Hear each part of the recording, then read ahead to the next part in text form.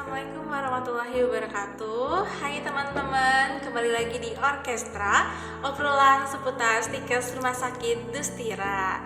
Saya sebagai host Jahar Regina Agustin akan memandu nih episode kali ini. Episode kita kali ini nggak kalah seru nih sama episode sebelum-sebelumnya nih, karena kali ini kita kedatangan tamu yang spesial sekali, luar biasa, yaitu ada Ibu Novi. Halo Ibu Novi. Halo, apa kabar Zahra? Baik. Sehat? Alhamdulillah. Boleh sapa-sapa dulu teman-teman yang nonton. Oke, halo semuanya. Perkenalkan, nama saya Novi Malisa. Saat ini menjabat sebagai Wakil Ketua 1 Stikes Rumah Sakit Dustira, dan kebetulan saya alumni loh dari stikes ini. Alumni. Tingkat saya berarti. Iya, bisa dibilang, tapi ya lumayan jauh sih ya. Baik. Oke. Boleh nih lebih lanjut lagi, Ya. Bu, perkenalkan diri nih. Apa sih kesibukan jadi wakil 1?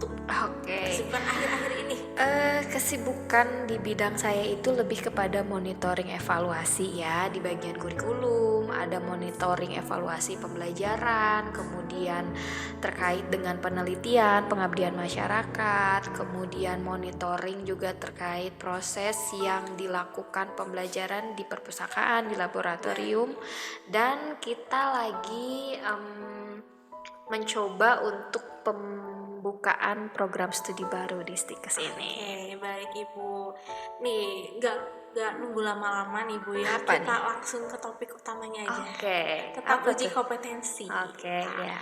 Menurut Ibu nih, kan teman-teman nih, kita semua penasaran nih tentang uji kompetensi itu apa gitu. Ya. Bisa dijelasin ke teman-teman yang nonton, Ibu. Oke. Jadi untuk uji kompetensi itu adalah ujian yang dilaksanakan secara nasional gitu ya, dengan tujuannya untuk menilai pengetahuan, menilai sikap, menilai keterampilan dari tenaga kesehatan supaya bisa terstandar secara nasional bagaimana berperilaku secara profesional dalam pelaksanaan pelayanan kesehatan ataupun asuhan lainnya sesuai dengan bidang ilmu. Oke, nih kalau uji kom itu diberlakukannya sejak kapan? Kalau di keperawatan sendiri itu mulai tahun 2014 lah ya. 2014. Ya, 2014 itu. Nih Ibu, ada nih namanya uji kompetensi metode yang lama dengan metode yang baru, yaitu exit exam. Ya. Nih teman-teman, siapa tahu kita semua belum tahu nih metode yang jadi perbedaan metode lama dengan yang baru tuh apa Ibu? Boleh dijelasin nih ke kita Oke, semua? boleh banget dong. Oke. Ya, jadi untuk uji kompetensi metode yang lama itu uji kompetensinya dilaksanakan ketika mahasiswa tersebut sudah berstatus lulus dari pendidikan tinggi tersebut. Jadi mahasiswanya sudah di yudisium, sudah dinyatakan lulus, baru kita daftarkan untuk mengikuti uji kompetensi. Dan uji kompetensi ini bukan merupakan prasyarat kelulusan dari mahasiswa tersebut di program studi. Nah, untuk yang metode terbaru saat ini yaitu metode exit exam, itu perbedaannya adalah ketika mendaftar untuk uji kompetensi metode exit exam itu mahasiswa masih berstatus sebagai mahasiswa, bukan lulusan. Jadi mereka harus mengikuti terlebih dahulu perkuliahan sampai semester akhir, lalu sudah menyelesaikan karya tulis ilmiahnya, baru kita daftarkan untuk uji kompetensi ini. Nah, kan namanya juga exit exam. Berarti artinya adalah uji kompetensi dengan metode ini merupakan syarat kelulusan bagi mahasiswa tersebut. Jadi selama mahasiswa belum lulus uji kompetensi, maka statusnya masih tetap nih jadi mahasiswa. Even mahasiswa tersebut sudah mengikuti keseluruhan rangkaian proses perkuliahan. Dan untuk kelulusan dari uji kompetensi exit exam ini itu diambil 60%-nya dari nilai IPK selama semester 1 sampai semester akhir. Lalu dari yang 40%-nya dari nilai ketika uji kompetensi. Nah, kalau yang metode yang lama, uji kompetensinya kelulusannya murni dari nilai uji kom tanpa ada perbandingan dengan nilai IPK. Seperti itu sih. Kalau metode baru ini ada tambahan mungkin ya. Kalau uji kom ini kan yudisium dulu, baru uji UKOM. Ya, itu yang lama. Kalau yang baru itu exit exam. kita ada 60% dari nilai IPK, nilai IPK, ya, 40% dari UKOM. Iya, dari nilai UKM-nya itu sendiri. Jadi pembedanya itu Iya, ya. pembedanya. Oke, baik. Nih kan kita ini kan dari akademi perawatan sama akademi fisioterapi kan sudah menyatu nih, jadi Oke. satu kesatuan. Ya. Jadi Stikes Rumah Sakit Dustira. Dustira. Nah, jadi kan terus ada kurikulum kita kan berganti dari kurikulum 2018 sampai ke kurikulum 2022. Nih kita saya nih sebagai mahasiswa kemarin dengar-dengar nih ada metode yang terbaru Ibu. Itu ada metode OSCE. Oke, uji kompetensi dengan metode OSCE. Iya, betul. Nah, bagaimana sih sistem tersebut dan bagaimana cara penilaiannya serta apakah ada kriteria khusus untuk pengujinya gitu. Oke. Jadi untuk yang metode uji kompetensi OSCE ini yang terbaru ya, hanya mungkin ini kebijakannya masih belum disahkan apakah memang uji kompetensi itu akan dengan metode OSCE ini.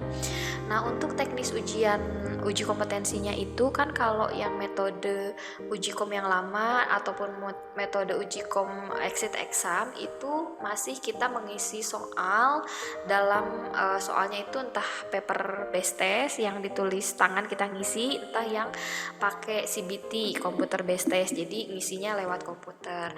Nah, kalau OSCE ini ujiannya lebih kepada tindakan. Tindakan. Jadi contoh misalkan nanti ada beberapa stase gitu ya. Kalau stase 1 misalkan tentang temanya apa, stase 2 dan 3 itu akan berbeda tema. Jadi nanti teknisnya peserta uji kom dengan metode OSCE itu masuk ke ruangan gitu ya. Nanti di setiap stase itu soalnya akan berbeda dan perintahnya pun akan berbeda. Lalu yang diujiankannya itu selain pengetahuan, sikap juga keterampilan. Jadi nanti si peserta UKOM-nya itu dituntut untuk melaksanakan tindakan sesuai dengan kasusnya gitu. Jadi kita betul-betul menilai kompetensi yang dimiliki oleh peserta UKOMNAS tersebut gitu. Dan tadi terkait dengan penguji ya. Pengujinya itu syaratnya yang bisa menguji itu adalah yang pertama tentunya dia sebagai dosen gitu ya. Yang kedua itu penguji yang sudah memang mengikuti pelatihan sebagai penguji nasional yang dilaksanakan tentunya oleh pusat ya, entah itu dari asosiasi ataupun dari organisasi lainnya yang memang sudah terstandar secara nasional seperti itu. Kita sebagai mahasiswa harus terbiasa nih untuk mengerjakan soal-soal tentang kasus. Iya, pasti. Karena nantinya biar tidak kaget ya Bu ya. Betul. Nih ada lagi nih. Nah, sistem pelaksanaan dari UKOM dan exam tahun itu seperti apa Ibu? Kalau untuk yang tahun ini kebijakannya masih tetap menggunakan uji kompetensi exit exam ya. Tadi yang masih aturannya masih belum berubah. Kemudian juga tadi untuk yang metode OSCE ini belum disahkan. Jadi kita masih menggunakan metode seperti tahun kemarin dengan CBT ataupun PBT di daerah-daerah tertentu tentunya. Dan kebijakannya tetap masih exit exam. Oke, baik. Ibu saya mau tanya nih, kalau yang kemarin gak ikutan UKOM nih, tapi pengen ikutan tahun sekarang. Nah, itu ada batasan gak sih untuk mengikuti UKOM tahun ini gitu? Beberapa kali atau apa gitu Ibu? Oke, jadi untuk yang uji kompetensi exit exam ini tadi kalau misalkan yang bersangkutan tadi contoh mahasiswanya tahun ini dia nggak ikutan, tahun depan boleh ikutan nggak boleh.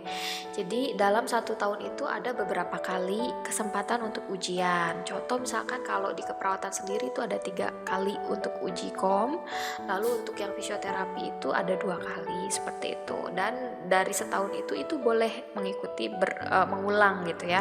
Ataupun memang karena jadwal yang gelombang pertama misalkan tidak bisa, gelombang kedua itu bisa, misal seperti itu. Lalu misalkan contoh kasusnya adalah ketika mahasiswa tersebut mengikuti uji kom ternyata dia tidak lulus gitu, berarti kan dia di kategorikan sebagai retaker, artinya yang mengambil uji kompetensi ulangan gitu ya, mengulang gitu artinya, karena yang waktu pertama kali ujian itu tidak lulus, itu ada diberikan waktu untuk mengulang kembali sampai lulus. Namun memang waktunya itu ditentukan dengan lama masa studi maksimal dari masing-masing jenjang.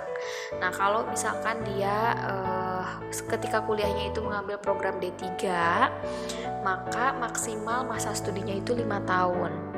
5 tahun itu artinya misal nih dia udah kuliah kan 3 tahun ya, terus habis itu UKOM exit exam ternyata nggak lulus, berarti dari 5 tahun itu dia masih ada sisa 2 tahun untuk bisa mengejar kelulusan UKOM ini. Nah, kalau yang untuk S1 dan profesi, untuk UKOM-nya itu dia sama, jadi diberikan waktu sampai batas maksimal masa studi.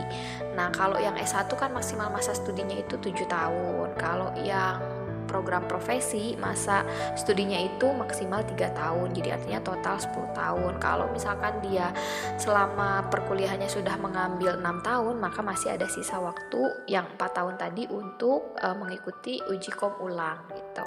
Baik nih, buat teman-teman yang tahun kemarin nih belum ada kesempatan untuk uji kom, tahun sekarang bisa nih, masih ada kesempatan. Jangan dilewatin ya kesempatan ya, tapi itu. saya berharap sih semuanya udah lulus ya 100% ya. Harapan itu ya. Iya.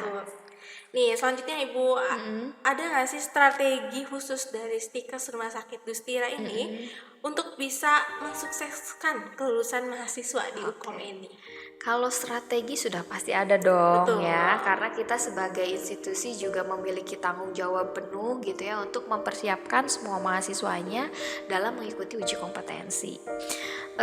Beberapa strategi yang kita terapkan adalah yang pertama itu menentukan batas kelulusan dari masing-masing mata kuliah. Artinya tadi seperti yang saya sampaikan bahwa di exit exam ini kan 60% dari IPK tuh. Betul. Sementara IPK itu diambil dari nilai-nilai semua mata kuliah di setiap semester.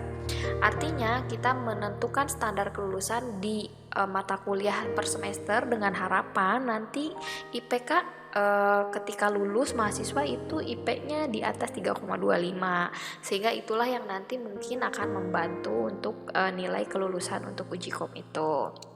Kemudian yang kedua, kita itu menerapkan kebijakan bahwa mahasiswa itu diperkenalkan sedini mungkin untuk mengerjakan soal-soal dengan pendekatan uji kompetensi.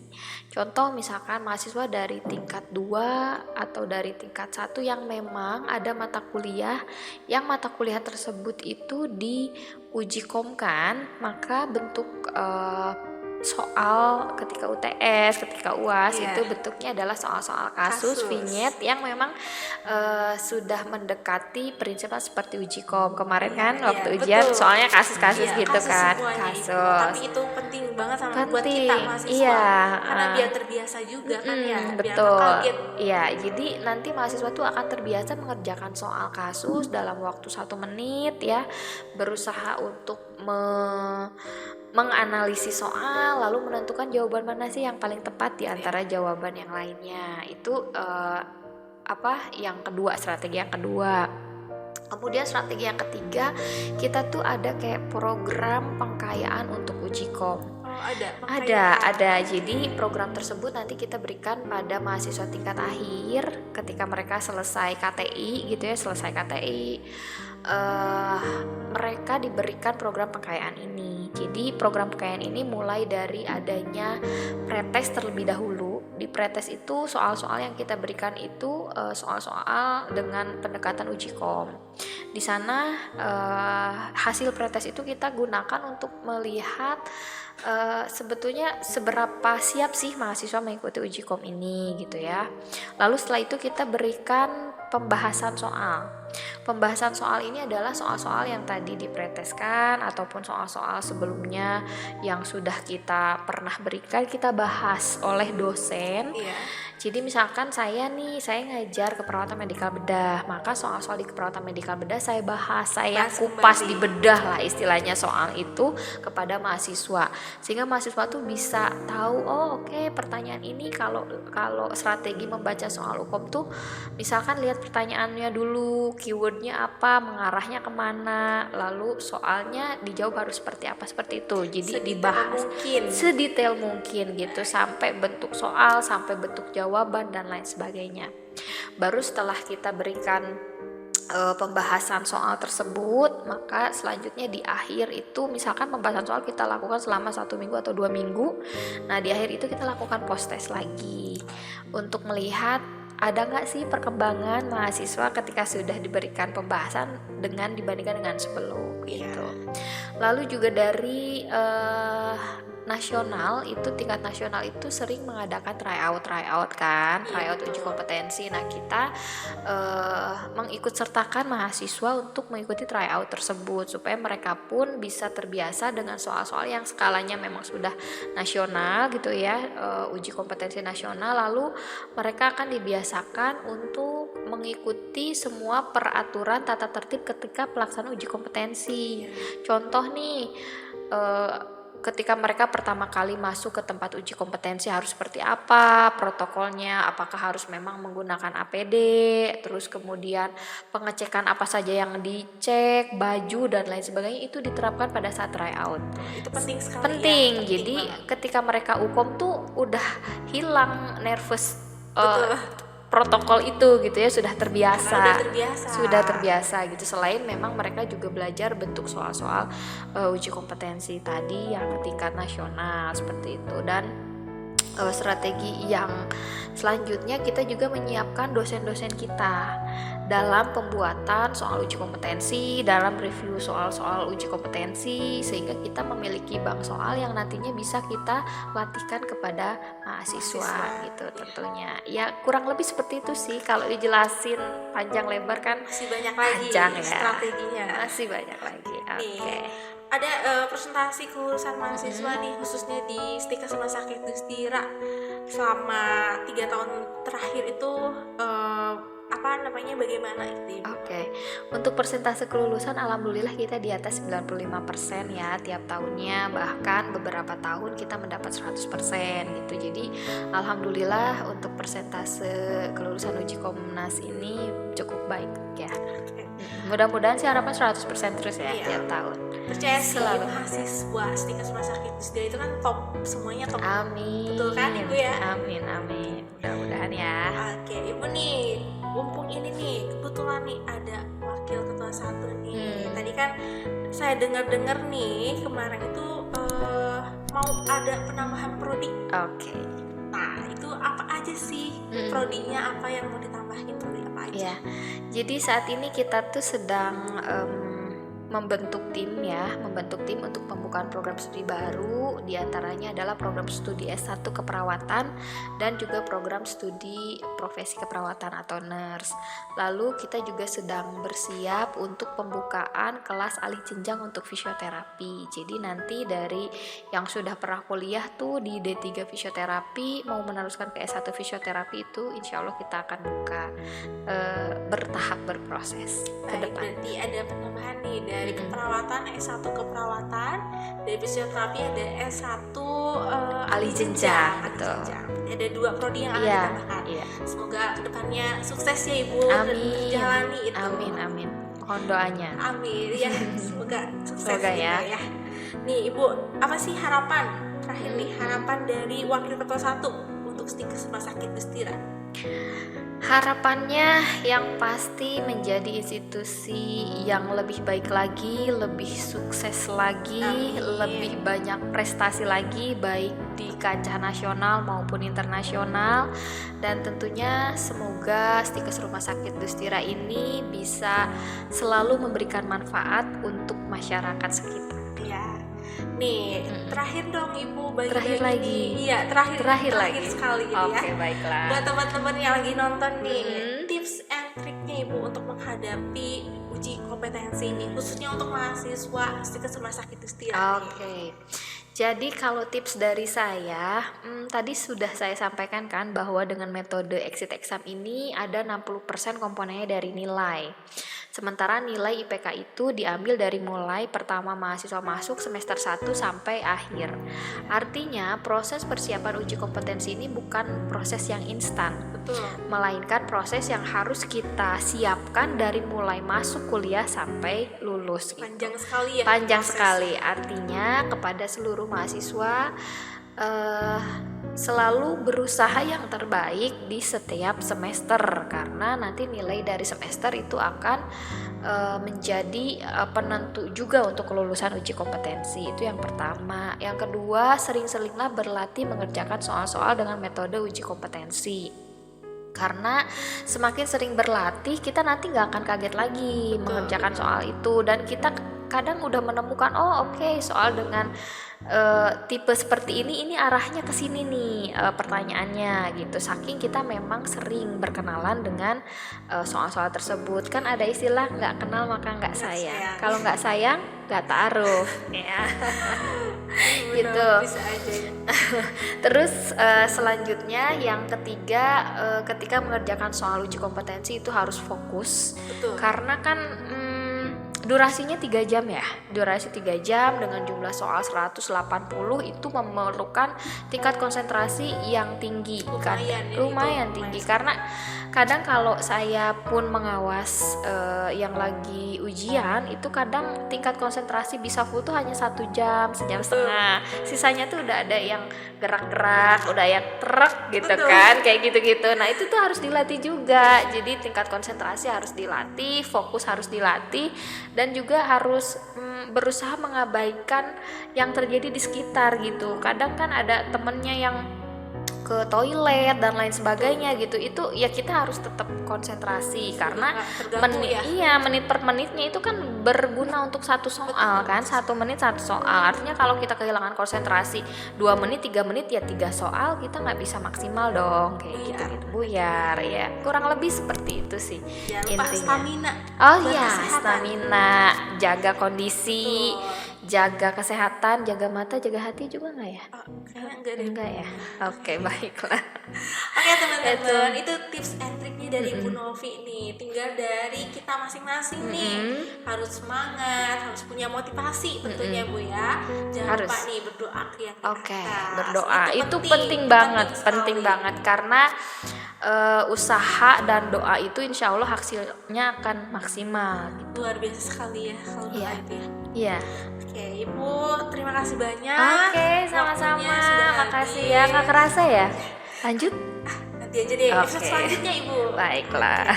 Terima kasih banyak Ibu sekali sama-sama lagi ya. sudah meluangkan waktunya, ilmunya cukup luar biasa sekali. Tips and triknya pasti kita akan pakai Ibu untuk uji kom nanti. Iya. Teman-teman, makasih banyak sudah menonton episode kali ini. Nantikan episode selanjutnya nih ya Bu ya. Sampai ketemu lagi. Bye-bye. Dah. Makasih ya. Ibu makasih banyak. Ya.